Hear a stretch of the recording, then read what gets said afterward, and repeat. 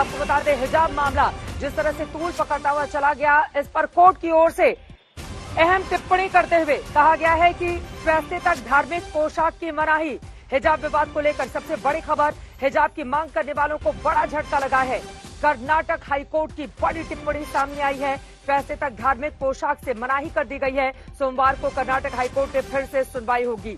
School में हिजाब पहनकर जाने की मांग करने वालों के लिए ये बड़ा झटका है। कर्नाटक हाईकोर्ट फिर सोमवार को सुनवाई करेगा।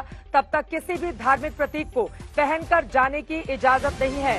नलिनी शर्मा मेरे सहयोगी जुड़ चुके हैं ज्यादा जानकारी के साथ। नलिनी, हाईकोर्ट ने और क्या क्या टिप्पणी की, किस तरह से धार्मिक प्रतीक पहनकर स्कूल कॉलेज जाने वालों के लिए ये किसी झटके से कम नहीं है। सोमवार को अब अगली सुनवाई होगी। कोर्ट के भीतर आज क्या क्या हुआ है, विस्तार से बताएं आप। ये चित्रा देखिए, कर्नाटका हाईकोर्ट की 3 जज बेंच ये पूरे केस की सुनवाई कर रही है। इसमें 4 पिटिशनर्स हैं जिन्होंने ये मांग की है हाईकोर्ट से कि उनको हिजाब पहन के स्कूल में जाने दिया जाए। लेकिन क्योंकि अब 3 जज बेंच ये पूरी सुनवाई कर रही है, तो जाहिर सी बात है कि पूरी सुनवाई में काफी वक्त लगेगा, क्योंकि इसमें कॉन्स्टिट्यूशनल संविधान से जुड़े हुए बहुत सारे अहम सवाल जुड़े हैं। जैसे कि क्या हिजाब पहनना आर्टिकल 25 के अंडर आता है? क्या फंडामेंटल राइट में ये एक्सप्रेशन होता है कि आप हिजाब पहन के अपनी रिलीजियस आइडेंटिटी को एक्सप्रेस कर सकें? उन्होंने ये भी सवाल उठाया है कर्नाटका हाईकोर्ट ने कि क्या हिजाब पहनना एक एसेंशियल रिलीजियस प्रैक्टिस है इस्लाम में या नहीं। अब बहुत सारे आर्ग्यूमेंट्स आए हैं सरकार की तरफ से भी और पिटिशनर्स की तरफ से भी, लेकिन सबने एक बात जो मिलकर कही है वो ये बोला है कि स्कूल्स का वापस खुलना तुरंत बहुत ही जरूरी है, क्योंकि ये बच्चों की शिक्षा का सवाल है। और क्योंकि महामारी और कोविड के कारण काफी टाइम से वैसे ही स्कूल्स बंद थे, तो कोर्ट ने भी बोला है कि हम चाहते हैं स्कूल तुरंत खुले। और अभी इस टाइम में जब तक कर्नाटक हाईकोर्ट अपना फाइनल डिसीजन नहीं दे देते हैं इस पूरे मामले में, तब तक कोई भी रिलीजियस टाइप का सिंबल या कोई प्रतीक कोई स्टूडेंट पहन के स्कूल ना जाए अभी के लिए। कुछ महीनों की बात है, हाईकोर्ट ने बोला है। उन्होंने पिटिशनर्स को ये बोला है कि आप हम पे भरोसा रखिए, हम सबकी बात सुनेंगे, लेकिन अभी के लिए ये अरेंजमेंट तय कर देते हैं।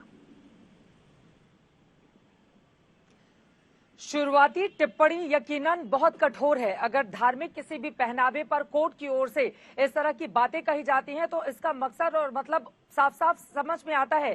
सोमवार को फिर क्या अगली सुनवाई होगी और उसके बाद ही तस्वीर साफ हो पाएगी कि इन लोगों की तकदीर जो धार्मिक ड्रेस पहनने की मांग कर रहे हैं उन लोगों का क्या होगा, और किस तरह से दोनों पक्षों की ओर से कोर्ट के भीतर और बड़ी दलीलें दी गई हैं। और आज की इस टिप्पणी के बाद जो दूसरा पक्ष है उसकी ओर से क्या कुछ कहा गया, जिससे हिजाब पहनने की बात कही थी। तो जो पिटिशनर्स की तरफ से जिन्होंने आर्ग्यूमेंट करे थे, 2 वकीलों ने करे थे, जो थे सीनियर एडवोकेट संजय हेगड़े और सीनियर एडवोकेट देवदास कामत। दोनों ने ये बोला था कि ये उनकी रिलीजियस आइडेंटिटी का पार्ट है, हिजाब पहन के स्कूल जाना उनको अलाउड होना चाहिए। और ये बोलने के लिए उन्होंने काफी सारे हाईकोर्ट के जजमेंट पे रिलाई करा था।